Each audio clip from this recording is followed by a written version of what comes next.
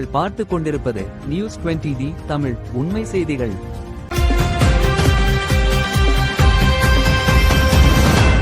நிலக்கோட்டை சட்டமன்ற தொகுதியில் அதிமுக வேட்பு மனு தாக்கல் செய்தது. இதில் கூட்டணி கட்சிகள் அனைத்தும் கலந்து கொண்டது. நியூஸ் 20D தமிழ் செய்திகளுக்காக ஆசிரியர் தினேஷ்குமார். உண்மை செய்திகளை உடனுக்குடன் தெரிந்து கொள்ள நியூஸ் 20D தமிழ் சேனலை சப்ஸ்கிரைப் செய்யவும்.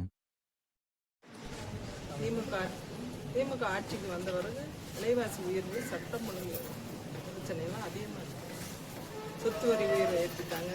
அது மட்டும் இல்லை, போதை கலாச்சாரம் சிறு வயது முதல் பள்ளி மாணவர்களை ரொம்ப பாதிக்கப்பட்டு பஞ்சாப் அதிகமாக தமிழ்நாட்டில் ஓடுது.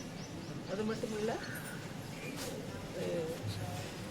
மின்சார கட்டணம்லாம் உயர்த்திட்டாங்க.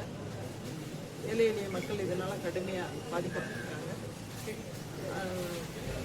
இது பெண்களுக்கு எதிரான பாலியல் குற்றம் தொடர்ந்து டிவியை தரல எங்கே பார்த்தாலும் பாலியல் குற்றம் நடிகர். அது மட்டும் இல்லை, இந்த நான் சட்டமன்ற உறுப்பினராகி கோரிக்கை நல்லது செய்யும்.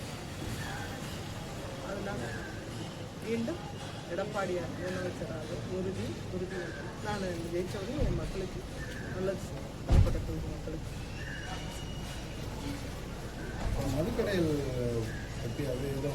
அது ஐயா எடப்பாடி ஐயார் வந்த உடனே அது படிப்படியாக குறைப்பணும் எடப்பாடி ஐயர் சொல்லியிருக்காரு.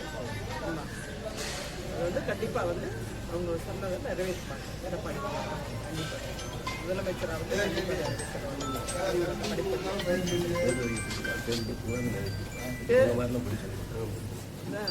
ஐயா தேர்தல் அறிவிக்கல் சொல்லியிருக்காங்க. 290 தேர்தலுக்கு இந்த மதுவிலக்கு வந்து படிப்படியாக பரப்பப்படுறாங்க. சொல்கிறதை மட்டும் செய்கிற அரசு தான் அனைத்து இந்திய அண்ணா திராவிட முன்னேற்ற கழக அரசு. எடப்பாடியார் தலைமையில் அம்மாவுடைய அரசு அமைந்தவுடன் நிச்சயம் சொன்ன வாக்குறுதியெல்லாம் கண்டிப்பாக நிறைவேற்றுவாங்க. உங்களுக்கு கூட்டணி கட்சிகள்லாம் வந்து நல்ல பலமாக இருந்து ஒத்துழைக்கிறாங்களா? அதெல்லாம் கூட்டணி கட்சியெல்லாம் எந்த விதத்தில் நல்ல பலமாக ஒத்துழைக்கிறாங்க. இந்த பெருவாரியான வாக்குகள் பெற்று வெற்றி பெற வாய்ப்பு இருக்குங்களா? அதிகப்படியான வாக்கு வித்தியாசத்தில் நிலப்பட்டு எங்கள் மக்கள் வந்து எனக்கு